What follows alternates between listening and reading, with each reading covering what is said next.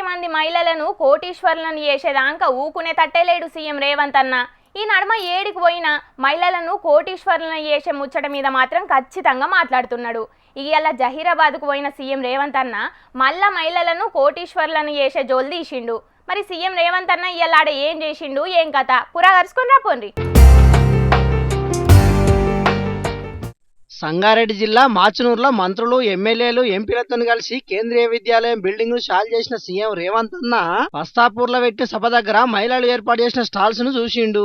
అట్లనే మహిళా సంఘాల ఆధ్వర్యంలో ఏర్పాటు చేసిన పెట్రోల్ బంక్ కూడా షాల్ చేసిండు. ఇగాడ పెట్టిన బహిరంగ సభలో మాట్లాడిన సీఎం రేవంత్ అన్న రాబోయే 5 ఏళ్లలో రాష్ట్రంలో 1 కోటి మంది మహిళలను కోటీశ్వరులు చేసుడే మా ప్రభుత్వ లక్ష్యం అన్నాడు. అదానీ అంబానీ అసంటి పెద్ద పారిశ్రామికవేత్తలతో పోటీ పడేటట్టు మహిళలను ముందుకు తీసుకుపోతామన్నాడు. ఇక జహీరాబాద్ నిమ్స్ చేయంగా భూములు పోయిన 5,612 కుటుంబాలకు ఇందిరమ్మ ఇండ్లు మంజూరు చేస్తామని హామీ ఇచ్చిండు. అట్లనే జహీరాబాద్ ను గేట్ వే ఆఫ్ ఇండస్ట్రీస్ గా తయారు చేసేందుకు ప్రభుత్వం పనిచేస్తున్నదని చెప్పిండు. ఈ మీటింగ్ లో కూడా సీఎం రేవంత్ అన్న మళ్ళోపారి సెంట్రల్ సర్కారు సాయం తీసుకుంటాం, ఎన్ని మాటలైనా ప్రధానమంత్రిని కలుస్తామని చెప్పుకొచ్చిండు. ఎన్నికలు వచ్చినప్పుడే రాజకీయాలు, ఎన్నికల తర్వాత అభివృద్ధి చేయడమే నా లక్ష్యం. కేంద్ర ప్రభుత్వ సహకారం తీసుకుంటాం. నరేంద్ర మోడీ గారు ఒక్కసారి కాదు 50 సార్లైనా కలుస్తాం. మనకు రావాల్సిన నిధులు తెచ్చుకుంటాం, తీసుకోవాల్సిన అనుమతులు తీసుకొస్తాం. మొదటి నుంచి మాజీ సీఎం కేసీఆర్ అసెంబ్లీకి అత్తలేడని సీఎం రేవంత్ రెడ్డితోనట్టుగా మంత్రులు కూడా విమర్శలు చేస్తున్నారు కదా, ఆ ముచ్చట మళ్ళా యాద్ చేసిండు. ప్రతిపక్ష నాయకుడికి నేను విజ్ఞప్తి చేస్తున్నా, రండి శాసనసభ మాట్లాడండి. మీ 40 ఏళ్ల రాజకీయ అనుభవాన్ని మాకు సూచనలు ఇవ్వండి. ఎక్కడైనా మేము తప్పు చేస్తే సరిదిద్దుకోవడానికి మాకు సూచన చెయ్యండి. మీరు అధికారం ఉంటే వస్తాను, లేకపోతే నేను పోయి ఫామ్ హౌస్ లో పడుకుంటానంటే ప్రజలే ఆలోచించి విచక్షణతోని ప్రజలే నిర్ణయం తీసుకుంటారు. ముఖ్యమంత్రిగా నేను ఒక్కరోజు కూడా అహంభావం చూపించలేదు. చిన్నోళ్ళైనా పెద్దోళ్ళైనా అందరిని కలిసి అందరికి మేలు చేసే పని చేస్తున్నా. ప్రతిపక్ష నాయకుడు కూడా అసెంబ్లీకి వచ్చి మాకు సూచనలు ఇస్తే రాష్ట్రాన్ని ఇంకింత గొప్పగా డెవలపింగ్ చేస్తామని అన్నాడు. చూడాల మరి రేపట్ల రాష్ట్రం అప్పుల నుంచి బయటపడేందుకు ఏం చేస్తారో ఏం కథనో.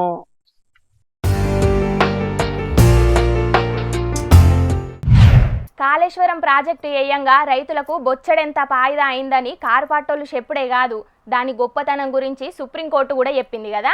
ఆ ప్రాజెక్టు ఏయంగా తెలంగాణలో మస్తు పంటలు వండుతున్నాయి, రైతులకు నీళ్ల కరువు లేకుండా అయిందని కూడా అన్నది.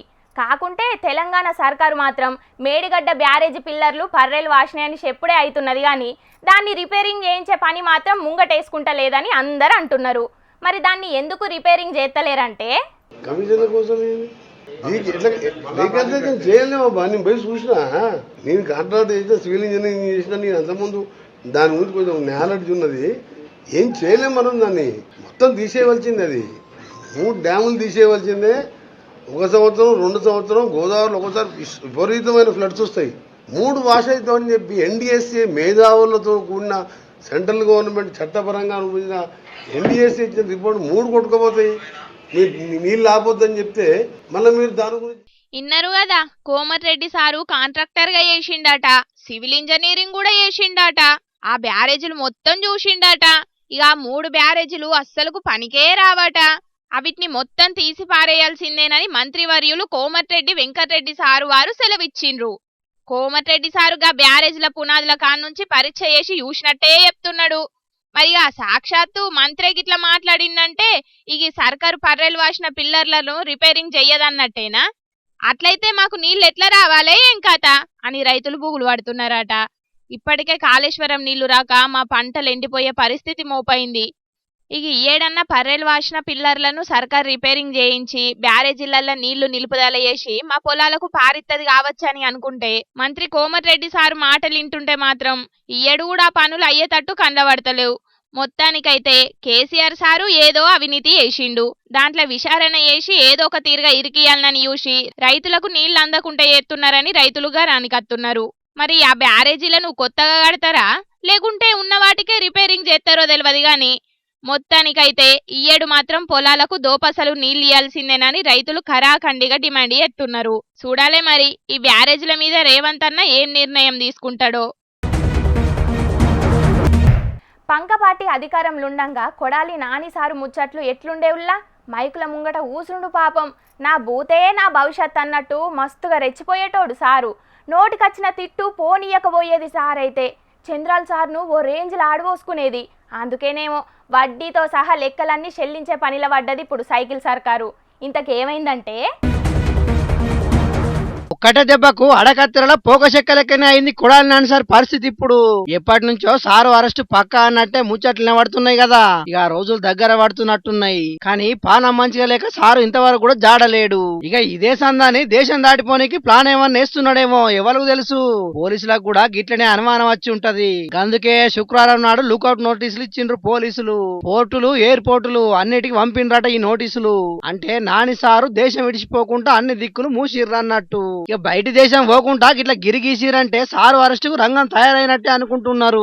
అవునట, పంకపాటి పాలనలా సారు చేసిన అవినీతి మీద ఇషారణ కూడా ఒడిచిందట. పాపం నాని సారుకు పానం మంచిగా లేదనే వెనక ముందు ఆడుతున్నారట పోలీసులు. లేకుంటే ఈ పాటికే కటకటాలు లెక్క పెట్టేది ఉండేనట. మొత్తానికి వల్లభనేని వంశీ సారు పని అయిపోయింది. ఇప్పుడు కొడాలి నాని సారు వంత అన్నట్టు. చూడాలి మరి కృష్ణా జిల్లా పోలీసులు నాని సారును ఎప్పుడు కలుస్తారో ఏందో. ఇక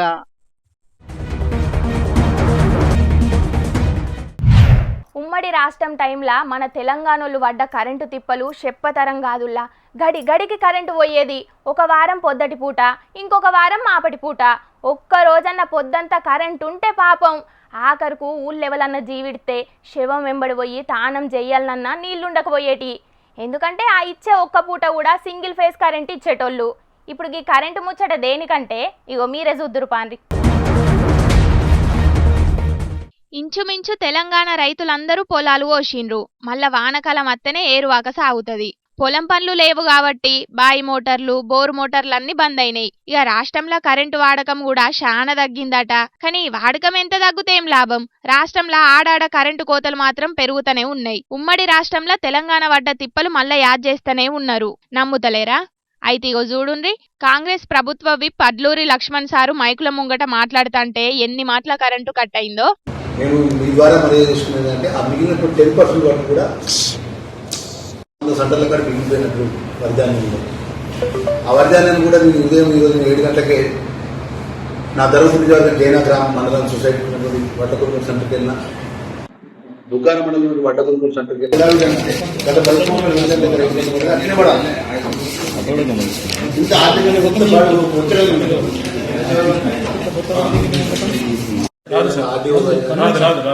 ఈ ప్రభుత్వం అమలు చేయాలని జైత్యాల జిల్లా కలెక్టరేట్ ఆఫీసులను అటగిది. లక్ష్మణ్ అన్న ప్రెస్ మీట్ పెట్టింది కూడా దేని మీద అనుకుంటున్నారు? రైతుల తక్లీఫ్ల మీదనే. ఇంతల్నే 3 మాటల టపా టపా కరెంటు తీసిండ్రు. లక్ష్మణ్ అన్నకు లోపట షిర్రుమనొచ్చు అనుకుంటుంటదా గాని కడుపు చించుకుంటే కాళ్ళ మీద పడుతుంది. అందుకే ఓపిక తెచ్చుకొని మరి షీకట్లనే ప్రెస్ మీట్ గా అనిచ్చిండు పాపం. ఇట్లా గిది ఒక్కసారనే కాదు, మొన్నోమలక మంత్రి కొండా సురేఖక్క ప్రెస్ మీట్ల కూడా గిదే కథ అయింది. మా సర్కారు అజ్జేసింది, మా సర్కారు ఇజ్జేసిందని ప్రెస్ మీట్ల సురేఖక్క డబ్బా కొడుతున్న టైంలోనే టపీమని పోయింది కరెంటు. కేటీఆర్ గారు చెప్పాల్సిన అవసరం ఉన్నది. ఈ విధంగా చెప్పుకుంటూ పోతే వాళ్ళది తెగదు. ఎందుకనంటే ఆ రాజ్యం అంతా కూడా అవినీతి రాజ్యమే. మీరు రైతు బంధు ఇచ్చారు, ఎవరికి ఇచ్చారండి? చూస్తే కరెక్ట్గా మీకు తెలుస్తుంది. కాబట్టి ఈ విధంగా వాళ్ళు చేసి ఈరోజు ఏదో మేం చేస్తున్నామనే పద్ధతిలో క్రియేషన్ చేయడం ఏదైతే ఉందో అది చాలా దారుణం. అంటే కాళేశ్వరం కంటే ఏం కాలేదట, జస్ట్ ఇట్లా క్రాక్ వచ్చింది అంటాడు. చూసిండ్రు కదా, అధికార పార్టీ లీడర్ల ప్రెస్ మీట్లకే కరెంటు తిప్పలు తప్పుతలేవు. ఇక సామాన్య జనం పరిస్థితి ఇంకెట్లుంటదో మరి. రాష్ట్రంలో శానా దిక్కుల గిదే కథనాట. కొన్ని జాగల్ల శనారం అత్తే చాలు కరెంటు తీస్తున్నారట. పగలు రాత్రి తేడా ఏం లేదు. మళ్ళా ఒక కాడ గంటల కమానంగా, ఇంకో కాడ దినానికి 2-3 మలకల కటింగులే కటింగులు.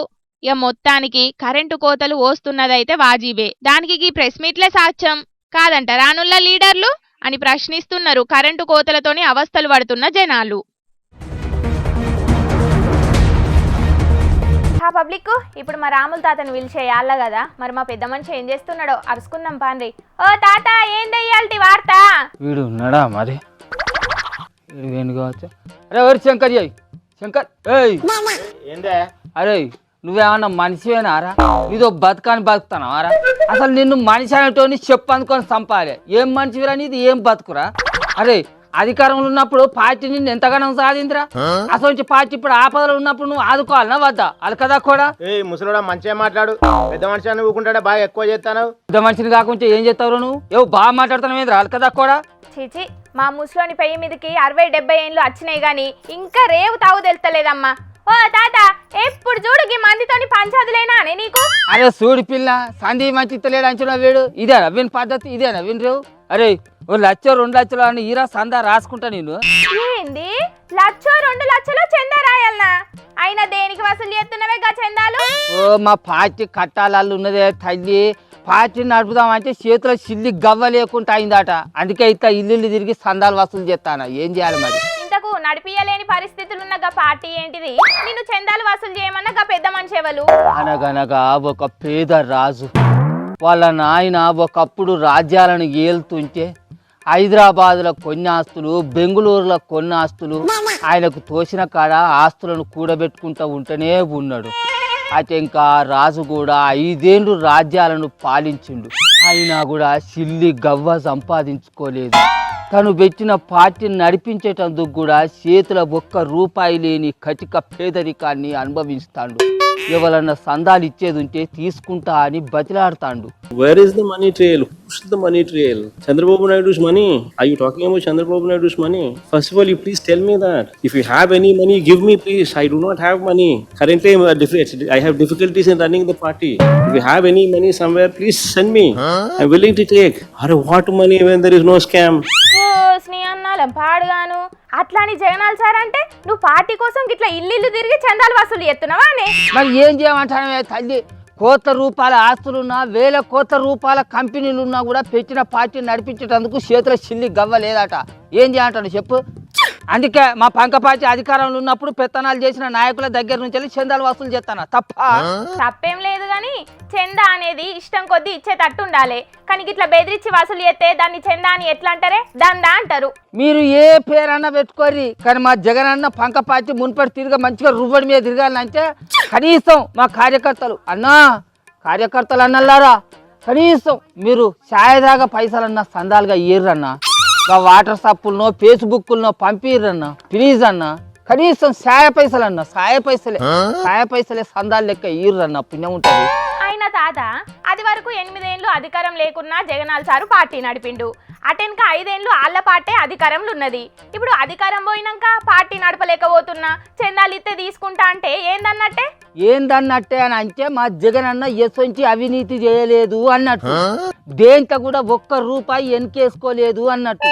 ఎప్పుడు చూడు జనాలు అని ఉన్నదంతా ఊడ్చిపెట్టిండే తప్ప దేంతో కూడా 1 రూపాయి తీసుకోలేదు. 1 రూపాయి తన స్వార్థం కోసం గాని తన పార్టీ కోసం గాని వెనకేసుకోలేదు. అది మా జగన్ అన్న అంతే. అయ్యో, ఆయన ఇంట్లో నుంచి తోడు పెట్టినట్టు చెప్పబడుతుంది ముసలోడా. జనాలకు ఇచ్చిన పథకాల పైసలన్నీ జనాల నుంచి వసూలు చేసిన ట్యాక్సీలేనా? పచ్చ కామెరలకు లోకం అంతా పచ్చగానే కానత్తది అన్నట్టు నీకు కూడా గట్లనే కానత్తన్నట్టున్నదే పచ్చ కామెరదానా. మా జగన్ అన్న బాధపడతాడు అని అంటే కచ్చపుల్ల కూర్చున్నట్టు మాట్లాడుతానవేంది అలకదక్కదానా? అయితే ఇప్పుడు ఏంది? జనాల సొమ్ము జనాలకే తోడిపెట్టిండు కాబట్టి మా జగనాల సార్ దగ్గర పార్టీ నడిపించేందుకు పైసా లేదు, సందాలు అడుగుతాను. అయితే ఇప్పుడు నీకేంది? ఏంది చెప్పు. అయ్యో, నేనేమంటున్నా ముసలోడా, నిన్న మొన్న పుట్టిన బుడ్డ పార్టీల దగ్గరనే కోట్ల రూపాయలు ఉంటున్నాయి. గసొంటిది 5 ఏళ్ళు ఒక రాష్ట్రాన్ని పాలించిన పార్టీ దగ్గర పైసలు లేవు, చందాలు ఇస్తే తీసుకుంటామంటే ఎవ్వలన్నా నమ్ముతారే? చూడు బుజ్జి, మా జగన్ అన్న నిజాయితీ పరుడు. మా పంక పార్టీ ఏలుబడిలా మా మంత్రులు గాని మా ఎమ్మెల్యేలు గాని మంచి సొక్కం పూసలు లెక్క పనిచేసిర్రు. 1 రూపాయి కూడా ఆశించలేదు, నిజాయితీగా పనిచేసిర్రు. కాబట్టి మా పార్టీ నడిపించేందుకు మా దగ్గర పైసలు లేవు. నువ్వు సందా ఇత్తనో ఇయ్యి, ఛాయ పైసలన్నా సందా ఇత్తనో ఇయ్యి, లేకపోతే నీ వార్తలు నువ్వు చదువు కానీ మా అంటే ఏలు పెట్టకు. శంకర్గా ఆయంద్రా 1 లక్ష 2 లక్షల సంధిరా అంటే చెల్లిపోని వస్తాను మీరా చెప్పు, నేను రాసుకుంటా. అరే నీ అవ్వ, మీ పంక పార్టీ అధికారంలో ఉన్నప్పుడు పదవులు అనుభవించిన మీ పార్టీ మాజీ ఎమ్మెల్యేలను అడుగుపోరాదు? ఇల్లు కూడా గతికిలేనిగా అన్నను పట్టి అడుగుతున్నావు. అవు అది కూడా కరెక్టేగా అయిపిల్ల. మా పంక పార్టీ అధికారంలో ఉన్నప్పుడు జగనన్నా నువ్వు మా గుండెకాయ అన్నా అని మాట్లాడిన అక్కలు ఒక్కరు కానత్తలేరు. ఒక్క లీడర్ కూడా మా పార్టీ మొక్కను చూసింది లేదు. ఇప్పుడన్నా తల 1-2 కోట్లు సందాలు ఇచ్చేది ఉంటే మా పార్టీ అన్న గడ్డకు పడుతుంది. పాపం సిల్లు గవ్వలేదని మా జగనన్న అందరిని సందాలు అడుగుతా అని అనబట్టే, ఎవరైనా ఇత్త కూడా తీసుకుంటా అని అనబట్టే. చా ఎంత పని. ఇక ఓ పిల్ల, నీ కడమ వార్తలు అయితే నువ్వు చదువుకో, మేము మళ్ళీ విజయవాడకు పోయి సందాలు అడిగేది నువ్వు. అరే ఎవరు శంకర్, మనం విజయవాడకు పోయి మన పంకపాటి లీడర్లందరినీ సందాలు అడుగుదాం. పోనన్నా పోందా. పార్టీ దగ్గర పైసలు ఇవ్వని మాజీ సీఎం జగనన్న అనంగానే మా ముసలోడు పార్టీ కోసం చందాలు వసూలు చేసుకునే పని ముంగటేసుకున్నాడు. మా ముసలోడు అన్నాడని కాదు కానీ ఇప్పుడు చాలా మంది కూడా 5 ఏళ్ళు అధికారంలో ఉన్నారు. అధికారం పోయి ఏడాది గడవంగానే పైసలు లేకపోవడేందని అనుమానపడుతున్నారు. చూడాలే మరి వచ్చే 4 ఏళ్ళు పార్టీని ఎట్లా నడుపుతారో. ఆగో చూస్తున్న అరుల్లా గిడైతున్న లగ్గానికి సాక్షాత్తు ఏడుకొండల ఎంకన్న స్వామి ఎట్లా నడుచుకుంటా వస్తున్నాడో. ఎంకన్న స్వామిని దర్శించుకోనికి భక్తులందరూ ఏడుకొండలెక్కితే ఏడుకొండల ఎంకన్న స్వామి గీడున్న దంపతులకు దీవెనార్తులు పెట్టనీకి మెట్లెక్కి మండపం మీదకొచ్చిండు. ఇక స్వాములోరిని చూసి ఆడున్నోళ్ళందరూ మస్తు పరిశాన్ అయినరు. ఇక డైరెక్ట్ పెండ్లి పిల్లగాని దగ్గరికి పోయిన ఎంకన్న స్వాములోరు పూలతోని ఆళ్లకు దీవెనార్తలు పెట్టిండు. అటెన్కాల పెండ్లి పిల్లగాడు సుతం ఎంకన్న స్వామి కాళ్ళు మొక్కి ఆశీర్వాదాలు తీసుకున్నారు. ఇక ఎంకన్న స్వామి స్టేజ్ మీద ఉన్నంతసేపు గోవింద నామాలతోని మారు మోగిపోయింది మండపం అంతా. ఇక స్వామితోని ఫోటోలు వీడియోలు తీసుకోనీకి ఆడున్న జనాలు కూడా బగ్గనే ఎగబడ్డరు. అయితే ఇదంతా ఏదో సినిమా షూటింగ్ చేయనీకి తీసిందనుకునేరు. కాదు, ఈవెంట్ వెడ్డింగ్ ప్లానర్స్ చేసిన ఇకమతాట. ఇప్పటికే ప్రీ వెడ్డింగ్, పోస్ట్ వెడ్డింగ్ అని ఏదో అడ్డమైన పేర్లు పెట్టుకుని చిత్ర కథలు పడుతున్నారు కదా కొందరు. గట్లనే గీడున్నోలు సుతం సాక్షాత్తు కలియుగ దైవం వెంకటేశ్వర స్వామి దిగచ్చి కొత్త దంపతులకు దీవెనార్తులు పెట్టేటట్టు ప్లాన్ చేసిండ్రన్నట్టు. ఇది ఏడైందో ఏమో గాని ఈ వీడియో సోషల్ మీడియాలో వైరల్ అయ్యే వరకు 4 రూపాయలు ఎన్కేసుకోనికి దేవునితోని పరస్కాలు మంచిది కాదు. దీవెనార్తుల కోసం మనమే కలియుగ ప్రత్యక్ష దైవం వెంకటేశ్వర స్వామి కొలువై ఉన్న ఏడుకొండల ఎంకన్న స్వామి కొండకు పోవాలి. అంతేగాని వెంకటేశ్వర స్వామి వేషమేయించి గిట్లా తీసుకొచ్చి పిచ్చి వేషాలు వేయొద్దని గరమైతున్నారు చాలా మంది ఈ వీడియో చూసిన భక్తులు. చూసిండ్రు కదా పబ్లిక్, ఏదైనా హద్దులు దాటనంత వరకే మంచిగుంటది. అంతేగాని ఇష్టం వచ్చినట్టు చేసి భక్తుల మనోభావాలతోని ఆడుకునే పనులు చేస్తామంటే మాత్రం అటెన్క లేని పరేషన్ల వడాల్సి వస్తది. కాబట్టి జర జాగ్రత్తగా ఉండుండ్రి. ఏమంటున్నాం?